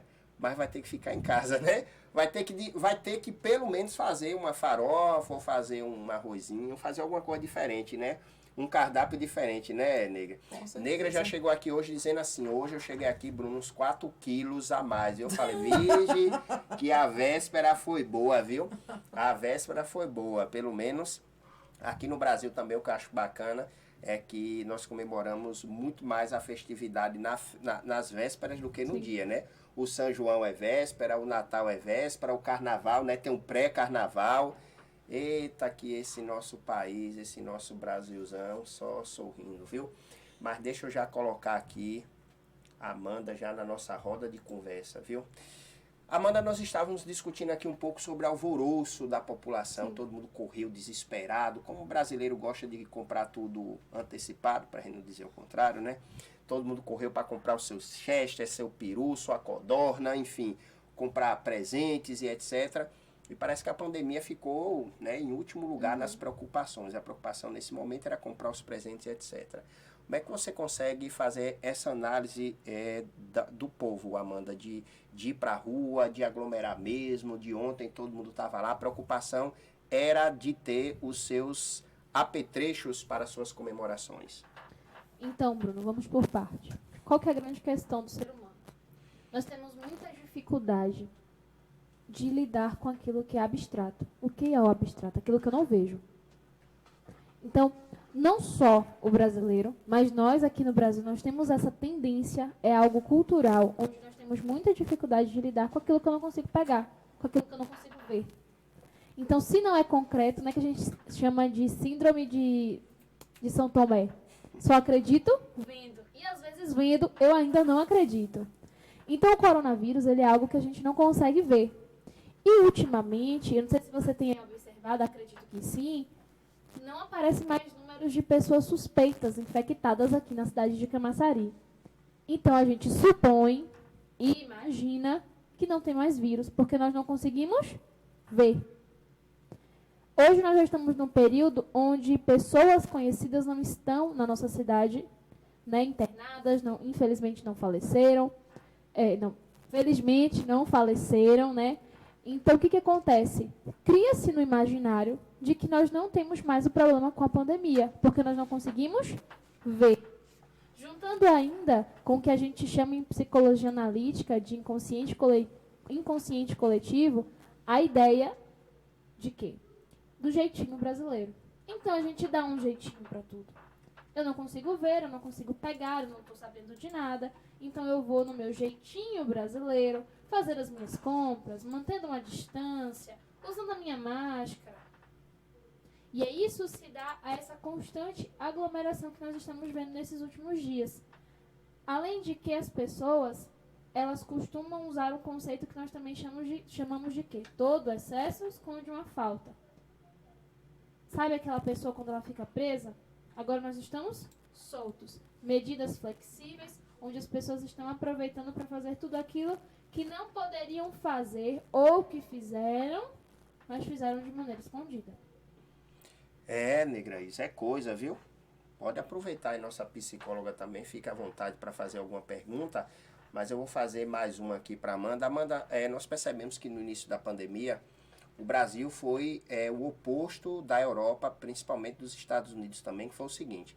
Enquanto nos Estados Unidos a preocupação do CDC, tá, que equivale ao nosso centro epidemiológico aqui no Brasil, se discutia muito a questão pediátrica, ou seja, os especialistas e os infectologistas estavam trabalhando muito mais no contágio de crianças, até porque eram os maiores casos dos assintomáticos, enquanto aqui no Brasil estávamos preocupados com os idosos, os que possuíam alguma comorbidade. Só que o que foi que aconteceu? Agora houve essa reviravolta, uma preocupação muito grande. Salvador, por exemplo, já tem 100% dos leitos de UTI, todos estão já preenchidos, os pediátricos. Há uma preocupação muito grande agora com as crianças, começa essa polêmica do retorno das aulas e, por fim, a gente percebe que no início da pandemia, um alto índice de depressão entre os idosos, e agora se recai para as crianças também, ou seja, nós temos duas problemáticas. E aí eu queria ouvir de você, Amanda, são dois polos diferentes de lidar. Como é, Amanda, que você analisa a população idosa e a população de criança num pós-pandemia? O que é que as pessoas agora devem se preocupar? Eu acredito, Bruno, que não que as crianças não estavam sofrendo no início da pandemia. Porque nós falamos de crianças atípicas e crianças típicas. Crianças, por exemplo, que são autistas, elas têm uma grande dificuldade em lidar com mudanças na rotina. Então, assim que fechou tudo, fechou escola, fechou curso, fechou terapias, essas crianças autistas sofreram muito nesse começo. A grande questão é que nós visualizamos e focamos o olhar apenas para uma parcela, né, uma fatia do bolo, quando toda a outra fatia também estava sofrendo. Além de que, mais uma vez, voltando ao conceito de que a gente só consegue pensar e lidar com aquilo que a gente pega, depressão e ansiedade não se pega. As pessoas olham e acham que não existe, que é besteira, que é frescura. E a forma de expressão dos idosos, ela é muito mais objetiva, porque o idoso, né, se ele não tiver nenhuma outra problemática, ele fala, ele se expressa, ele comunica de uma forma um pouquinho mais entendida do que as crianças. As crianças, elas se comunicam como? A partir daquela birra, daquele choro, daquela briga, aquela criança que começa a ficar muito agitada e a gente diz que é uma criança danada, que é uma criança bagunceira, uma criança mal educada, quando na verdade ela está usando todo esse artifício para comunicar aquilo que ela não consegue às vezes por meio de palavras. Então nós focamos naqueles que conseguem se expressar de maneira mais objetiva e esquecemos de daqueles que não conseguem se comunicar tão expressivamente. Além de que, quando a gente fala de crianças, a gente está falando também da fase oral, que a gente chama em psicologia, onde o objeto de prazer sempre é levado para a boca. Como é que a criança ela descobre o mundo? A partir da boca. Ela vai sair da amamentação e vai para aquela fase onde tudo que ela pega, ela morde, ela baba. Mesmo crianças maiores, a gente tem que ter todo um cuidado, porque normalmente crianças gostam de brincar e botar uma moeda, botar uma coisa na boca. E o contágio também é feito dessa forma, a partir do momento onde a criança ainda está aprendendo requisitos básicos de higiene, porque ela não se limpa sozinha, ela não escova os dentes sozinha, e se nós não tivermos todo o cuidado, tudo que ela pegar com essa mãozinha, ela vai pôr nos olhos, no nariz, na boca. Na nossa cidade de Camaçari, onde quase todas as crianças nascem com rinite, então se coça muito os olhos, se coça muito o nariz, e não se ouve, por exemplo, essa preocupação e essa instrução desde o início. Porque na nossa cidade, nós deveríamos ter uma instrução de como lidar com essas crianças e de como orientá-las desde cedo, requisitos básicos de higiene, uma vez que nós vivemos nessa questão do polo petroquímico e a maioria das crianças tem problemas alérgicos. Rapaz, mas o povo só fala do polo quando se fala em dinheiro, né, negra? Fala em dinheiro, aí fala no polo, viu? Deixa eu aproveitar a presença de Amanda aqui, né, psicóloga. Pronto. A gente precisa estar sempre dialogando sobre essas questões. Rapidinho, deixa eu só mandar um abraço aqui. Paulo Isma, o maior youtuber de Camaçari, esse rapaz aqui, viu? Eu vou mostrar depois o vídeo desse rapaz aqui. Paulo, parabéns pela pegadinha da árvore de Natal, viu? Até hoje eu me acabo de dar risada, viu? Ed Wanderson também, um abraço. Amélia também, um abração pra você. Paulo, pra quem entrar no canal do Paulo Isma, S-M-A, Paulo Isma, entra lá e se inscreve, viu? O cara é categoria e é o talento daqui de Camaçari. Tem milhões, viu? Milhões de visualizações, o homem é uma sumidade. Paulo, já lhe convidando pra você vir aqui semana que vem, pra gente fazer uma entrevista com você. Eu vou convidar inclusive a Amanda para participar dessa entrevista, para ela fazer uma análise psicológica de você, para ver se você é certo mesmo ou não, viu? É brincadeira, Paulo. Vamos lá, negra, fica à vontade. Na pandemia, como a gente viu, muitas pessoas imaginaram que as famílias se sentiriam melhor, porque teriam mais tempo juntos, estariam no mesmo espaço o tempo todo, né? E a gente viu o contrário. A gente viu que muitas famílias se acabaram, terminaram. Muitos casais que viviam em atritos, aumentaram os atritos. O nível de denúncias de agressões domésticas de ambas as partes aumentaram. E o suicídio aumentou absurdamente. Qual a visão que você tem como psicóloga para tudo isso que aconteceu em um momento onde todos imaginavam que haveria mais amor, mais carinho, mais cuidado? Vamos lá. Primeiro, eu vou dizer pra você algo que eu acho que quem assiste aqui o Grupo Folha já deve estar cansado de ouvir, porque eu acho que eu digo isso em todo momento que eu venho aqui. O elefante branco sempre esteve no meio da sala. Não foram problemas que surgiram, são questões que sempre existiram. Porém, nós vamos para o nosso grande problema de comunicação, onde nós não comunicamos.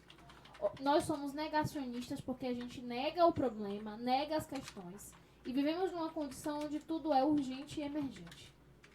Então, antes da pandemia, vivendo essa questão de urgente e emergente, eu não tenho tempo, eu não consigo, eu não dou conta, eu tenho que trabalhar, eu tenho que estudar, eu tenho que ir para academia, eu não posso parar aqui agora para ter uma conversa com você.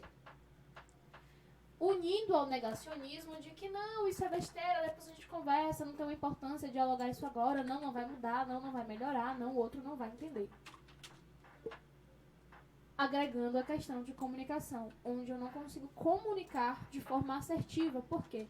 Uma comunicação assertiva é quando eu dialogo com você, você entende, me devolve, eu entendo, te devolvo, e não há espaço para uma ambiguidade, não há espaço para uma interpretação de duplo sentido. Então, as famílias viviam nesse contexto do negacionismo, do urgente e emergente e da dificuldade de comunicação. Quando se está todo mundo em casa, você não tem o trabalho para você fugir, você não tem a escola para fugir. Tem que todo mundo lidar com aquele elefantinho branco que está no meio da sala. E aí são nessas questões onde você vê aflorar as dificuldades de comunicação, onde as pessoas não têm mais como negar com o problema, então elas vão discutir, elas vão brigar, onde as pessoas ou vão recorrer a tentar realmente solucionar algumas questões ou não, vai ser um conflito aflorando, né, servindo de gatilho ainda mais para essas pessoas que sofrem com ansiedade, que sofrem com depressão, pessoas que ficam sozinhas porque por conta da pandemia não puderam ir para casa dos seus familiares, então é uma brecha para o suicídio aí também.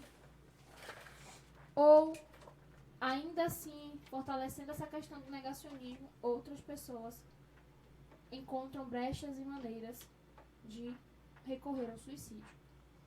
Lembrando que a questão do suicídio, as pessoas quando elas pensam, têm a ideação, é porque elas estão sofrendo muito.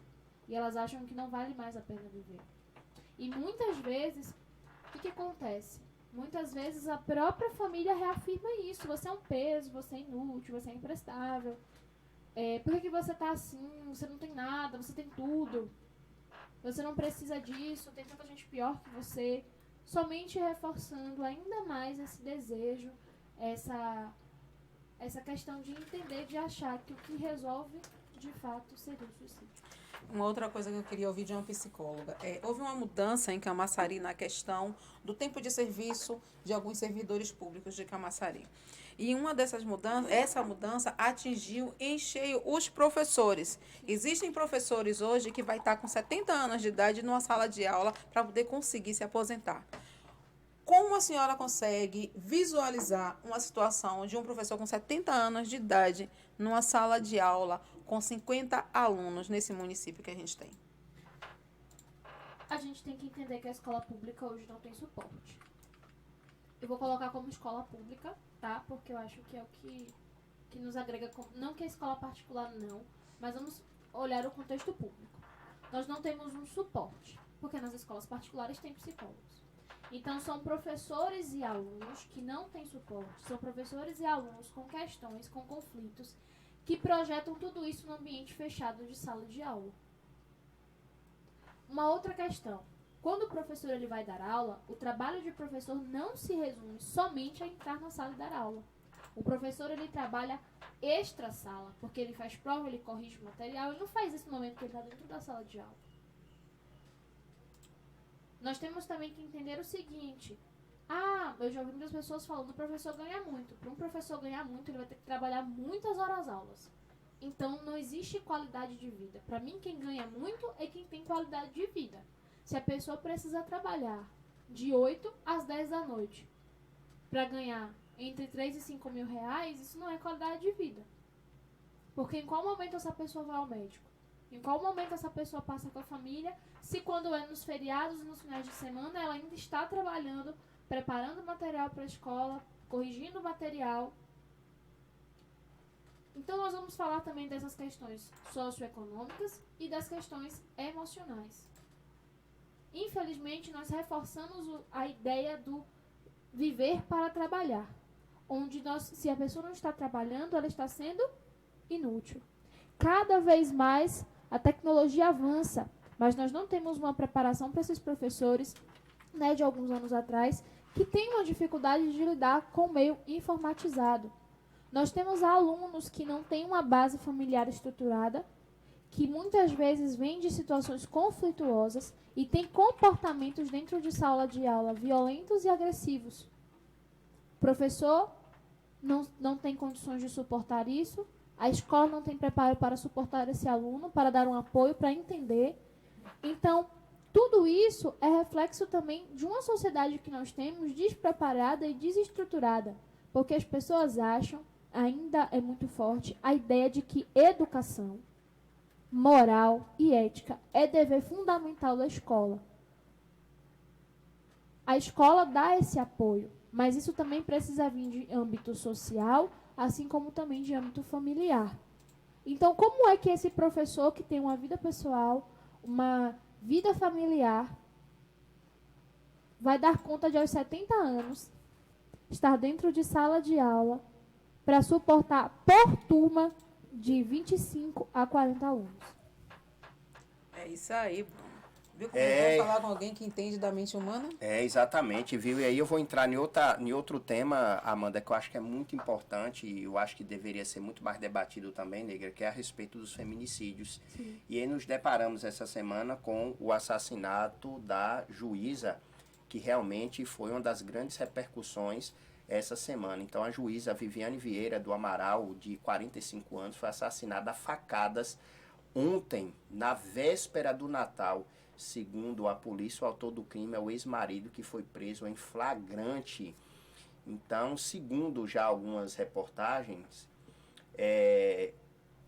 alguns amigos, algumas pessoas que eram do convívio dos dois, o que foi dito é que há 5 meses eles já tinham algumas indisposições em casa, algumas discussões e etc. E aí, Amanda, nós percebemos que durante a pandemia houve um aumento significativo da violência doméstica, de divórcios e etc. E aí eu queria ouvir também agora a sua análise. O que aconteceu, Amanda, na verdade? Será que o ser humano realmente ele não está preparado para viver num convívio social ou não está preparado para estar num ambiente onde se discuta praticamente 24 horas algumas questões? Porque o que se alega, na verdade, dos casais é que o casal quase que não se viam, né? Porque hoje a vida corrida, você sai de manhã, chega meio-dia, já sai novamente, chega à noite, e agora as pessoas estão praticamente ficando 24 horas em casa. O que é que tem acontecido com essa pandemia nas famílias? Vamos lá. O problema que a gente vive hoje, ele não começou hoje. Desde os séculos passados, nós temos uma construção de que a portadora do pecado inicial é a mulher. Então, se nós vamos para a Grécia e para a Roma Antiga, nós temos uma repressão ao feminino, principalmente áreas do prazer feminino, onde se entende que a culpa, né, do pecado de Adão foi da Eva, e por conta disso todas as mulheres estão condenadas a pagar por isso. Então nós temos que entender, por isso que estudar história é tão importante, para que a gente entenda que as coisas não surgem do nada. O que nós vivemos hoje é algo que começou muito antes, né, nessa repressão ao feminino, responsabilizando todas as mulheres por conta deste pecado, na ideia de que a mulher ela é suscetível ao erro, suscetível ao pecado, que levaria a humanidade à morte. Então, caminhando um pouco mais na história, nós vamos ver grandes momentos onde as mulheres elas são reprimidas, e até hoje nós temos muitos países que, infelizmente, até mutilam órgãos genitais femininos, porque acreditam que isso também pode levar a uma mulher rebelde. No nosso país, por exemplo, nós somos um dos últimos a legalizar o voto feminino. Ainda temos muitas questões relacionadas ao salário. Então, é uma construção geral de como a mulher ela é vista. Mas isso não tem a ver com questões de ideologia feminista, não é isso, isso é história.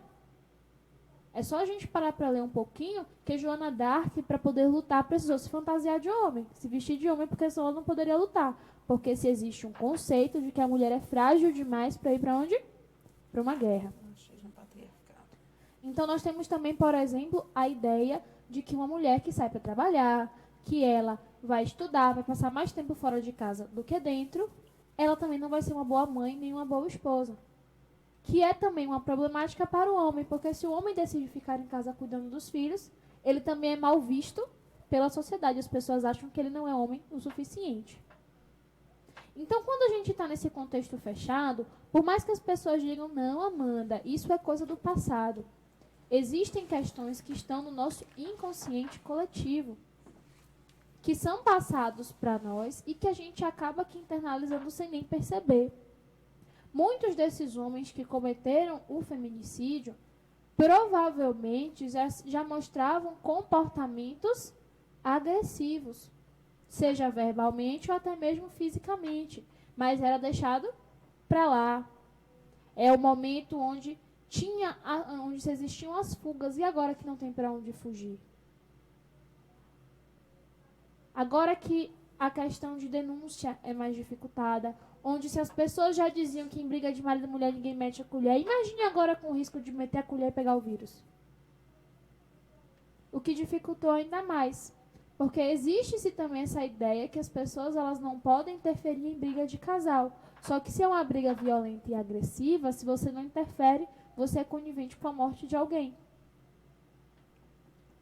Então são questões que são reforçadas.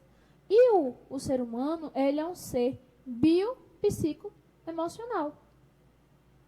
Quando a gente fala do social, a gente também fala, por exemplo, de financeiro. Na pandemia, as famílias tiveram grandes problemas financeiros, grandes problemas sociais, porque agora se está evidente questões da criação dos filhos, é evidente as dívidas, é evidente os problemas conjugais. Você acredita, Amanda e até Negraísa, que por conta desse machismo que nós temos, essa predominância cultural, se deu das mulheres ser o maior número de pessoas que tentaram se livrar da pandemia hoje foi mais o público feminino do que o masculino, ou seja, teve diversas mulheres que foram para a gastronomia, que foram para as ruas, que foram para o mercado informal, muito mais do que os homens. Vocês acreditam que por conta dessa predominância machista e cultural fez com que as mulheres elas encarassem mais a pandemia do que os homens? Sim, porque o que acontece? A mulher, ela consegue, né? Não é que o homem não consiga, mas a mulher ela é mais incentivada a lidar com aquilo que eu falei logo no começo, com o abstrato. Porque se tem um imaginário, a ideia de que a mulher, ela é o quê? Emoção. E a emoção é o quê? Abstrata. Isso faz com que se motivem, que se movimentem as mulheres, para que elas vão aquilo do que é abstrato, que não é carteira assinada, daquilo que ela vai precisar empreender, ir para as redes sociais, e muitos homens são mais resistentes a esse tipo de atividade. Além de que se tem a ideia, né, do homem provedor da casa. E agora que esse homem está afastado do trabalho, que ele está desempregado, quem proverá? Não será o Chapolin Colorado, não é mesmo? Exatamente. Tem também uma questão, Bruno, que deve ser pautada, que hoje, em sua maioria, as mulheres elas são as provedoras do lar. Em muitas casas, hoje, quando você chega, é a mulher que corre atrás. E o que houve nessa pandemia também, muita gente se tornou, muitas mulheres perderam seus empregos, muitas mulheres tiveram que se reinventar e automaticamente elas foram buscar dentro delas o que elas faziam melhor, né? Como já é uma questão de que nós já somos criadas para sermos cozinheiras, nós já somos criadas para sermos babás. A gente já é criada desde pequenininha para isso. E com a pandemia, as mulheres, como sabem cozinhar, automaticamente cresceu o comércio da gastronomia assim estrondoso. Não só em Camaçari, eu acho que no Brasil e no mundo inteiro. Porque elas tiveram que entrar na resiliência, né? Eu preciso me adaptar. Eu perdi meu emprego, mas eu preciso cuidar da minha família. E para eu cuidar da minha família, eu vou ter que encarar. Então, eu vou encarar essa. E aí começaram a se mobilizar E hoje a gente temos, até em Camaçari mesmo, empreendedoras que nasceram agora no tempo da pandemia. Sim.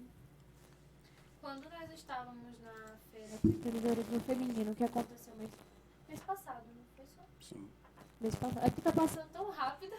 Exatamente. Teve muitas mulheres nas quais eu tive a oportunidade de conversar. E quando eu perguntei quanto tempo? 1 mês, 2 meses, Exatamente. né? No início da pandemia. Mas é justamente essa questão de lidar com o abstrato. Porque quando você vai para um trabalho de carteira assinada, você tem a certeza de quanto você vai receber. De quando você vai receber. O empreendedorismo não. Você vai ter que ir no tato. Vai ter mês que vai ser um pouquinho mais, vai ter mês que vai ser um pouquinho menos. Você não vai ter tanta certeza, mas você vai precisar arriscar. Então, nós precisamos começar a abrir o nosso pensamento, porque também muitos negócios acabam dando errado por eu não conseguir lidar com aquilo que é extremamente variável, com aquilo que vai depender muito mais da minha sensação do que da minha razão. Não significa que a gente depender da sensação é fazer de qualquer jeito, mas entender que nem sempre tudo vai ser tão estruturado. 13 horas e 50 minutos. Eu estou aqui com duas mulheres, Amanda Aguiar, que é psicóloga clínica e também apresentadora do nosso programa Insights, com Negra Isa, que também é artista, também está aí no meio do povo, está aqui me fazendo companhia agora na bancada aqui. Eu tenho que ouvir uma voz feminina, né? Tem que ouvir uma voz feminina de vez em quando, é bom. Congresso entra em recesso com pauta cheia de pendências para 2021. Eu quero é novidade, aliás, o único congresso não, né? Mas o parlamento daqui da Bahia que não quer dar o recesso. E segundo os legisladores, tem muita coisa para se discutir. Mas eu, sinceramente, queria saber o que vai se discutir. Eu queria mandar um recado aqui para a Polícia Civil. A Polícia Civil publicou a notícia na semana passada dizendo que iria fazer uma força-tarefa para combater as festas do Natal e do Réveillon. E que, inclusive, iria utilizar drones e todo um aparato tecnológico. Eu queria pedir aqui encarecidamente à Secretaria de Segurança Pública que colocasse o drone na casa que o jogador Romário alugou aqui na Bahia e começou as festas ontem, tá? E aí eu vou pedir que vocês mandem o drone de vocês lá para dar uma vasculhadinha, para ver as festividades, tá bom? Ao invés de usar o drone, tá, na casa de Seu João, de Pedrinho e etc. lá, eu quero que vocês vão lá no Alphaville, vão lá na Barra, tá bom? Em Guarajuba, Praia do Forte. Bota o drone para dar uma andada lá também, tá bom? E hoje o que mais se teve foram artistas e empresários publicitando as suas ceias de Natal. Então, eu peço encarecidamente que a Polícia Civil faça isso. E dê um pulinho aqui em Camaçari, na Inocop também, passa ali, ó, naqueles restaurantezinhos onde o vice-prefeito toma o Black Label, tá? Pra gente saber se realmente esses decretos vão realmente validar ou não. E o bom é isso, o bom é que todo mundo sai de tudo que é canto e vem curtir na Bahia. Isso que eu acho bacana. 13 horas e 50 minutos, com número crescente de infectados, 10 novos leitos de UTI Covid-19 são abertos no Hospital Sagrada Família. E Negra Isa, quando nós falávamos essa questão até dos infectados e etc., e aí eu vou ouvir também agora a Amanda, no dia 27 de agosto foi publicado o decreto da reabertura parcial do comércio em Camaçari. Naquele momento nós tínhamos 61 óbitos. Nós estamos falando praticamente 2 meses e meio, e isso vai fazer 3 meses agora, dia 27.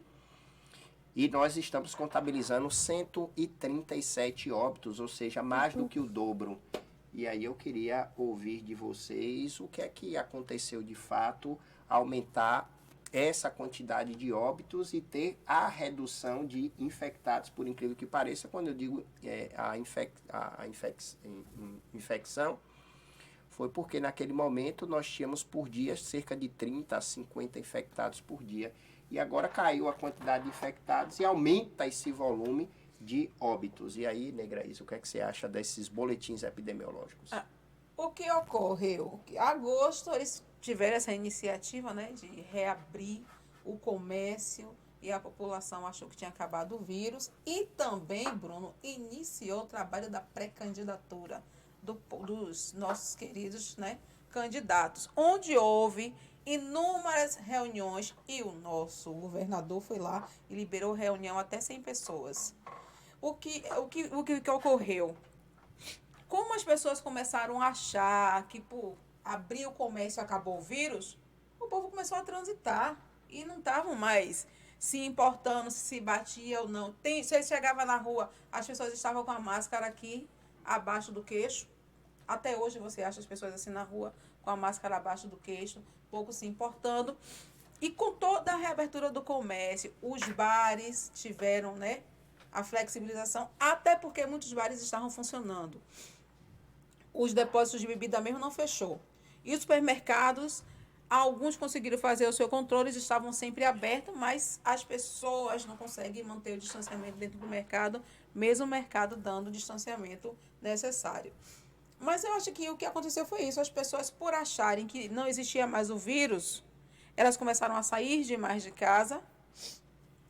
E com a eleição que teve aí, que eu acho que um dos grandes problemas foi a eleição, que eles pararam de falar do coronavírus.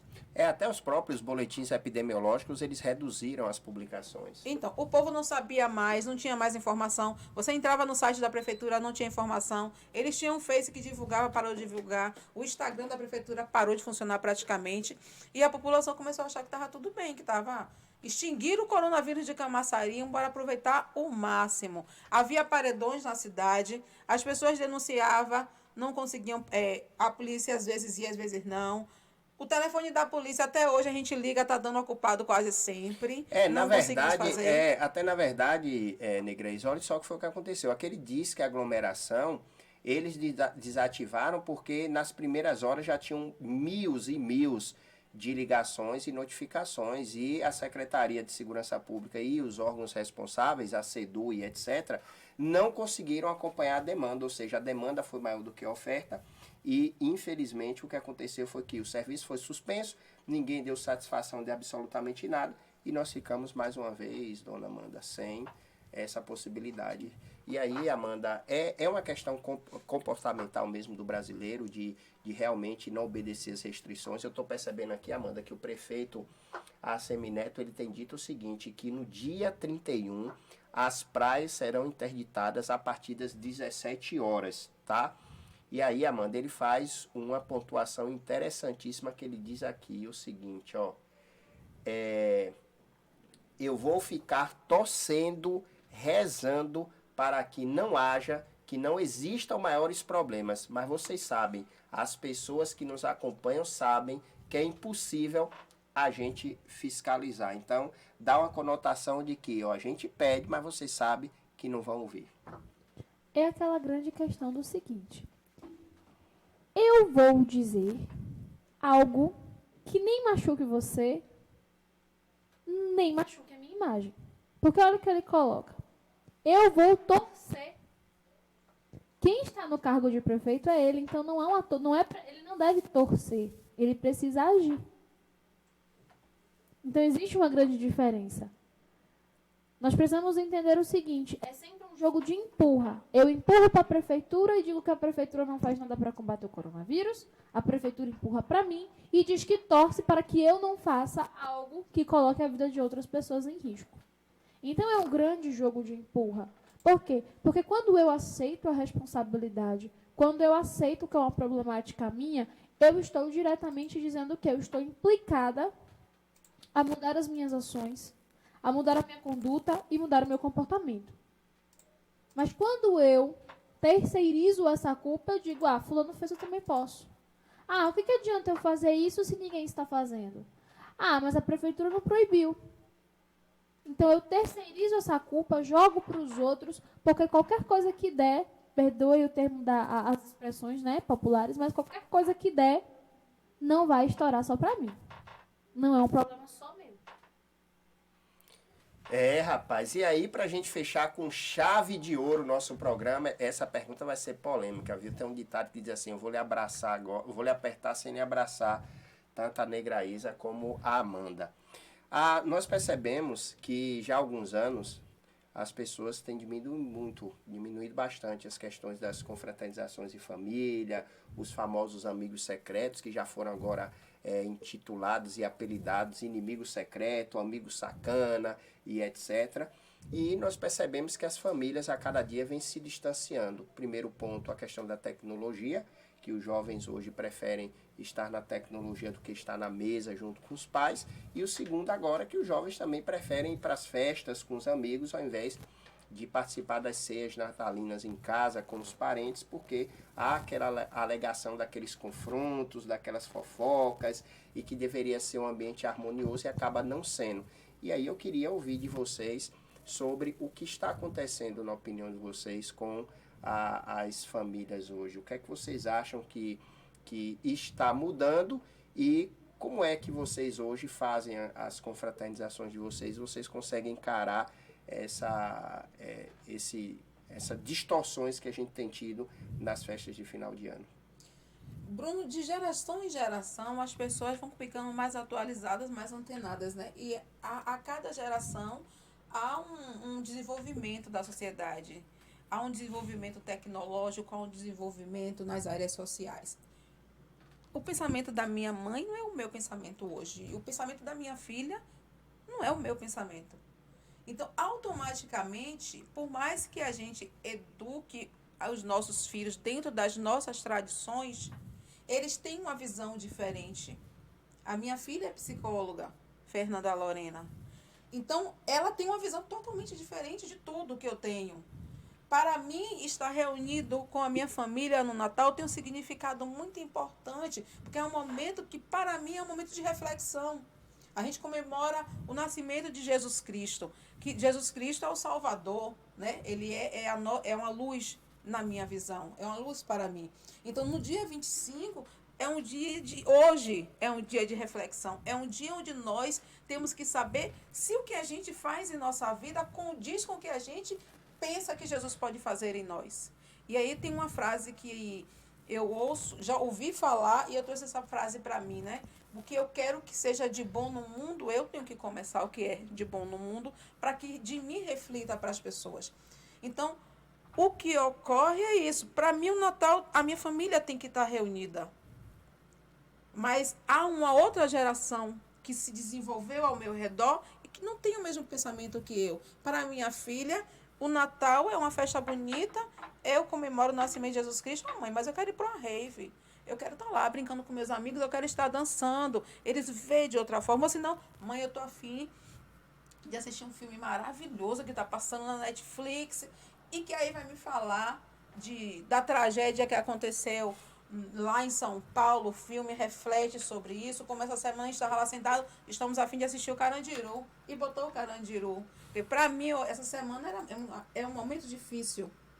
Traz uma realidade que aconteceu de pessoas que tiveram as vidas ceifadas de uma forma trágica.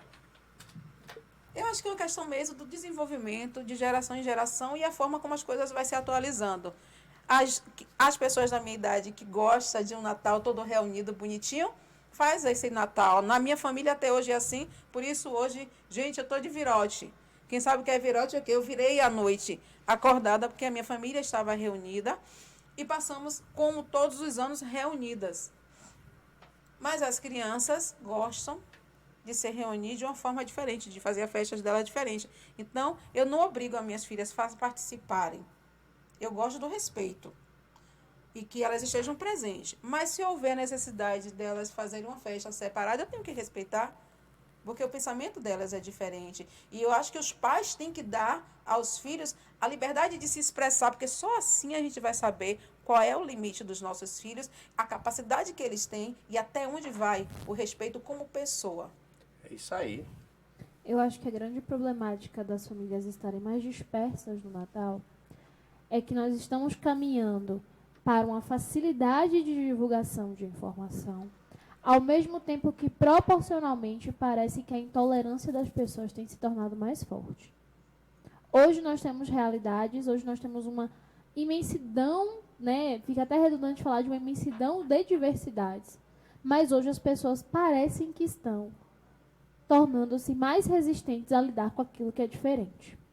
Então, em muitos momentos, essas reuniões familiares remetem a discussões, a perguntas, né, que não deveriam ser feitas, a comentários, a uma intolerância na opinião do outro. Então, se o outro não concorda com o que eu concordo, se o outro não vive da forma como eu acho que deveria viver, eu não consigo tolerar e conviver com a presença dele.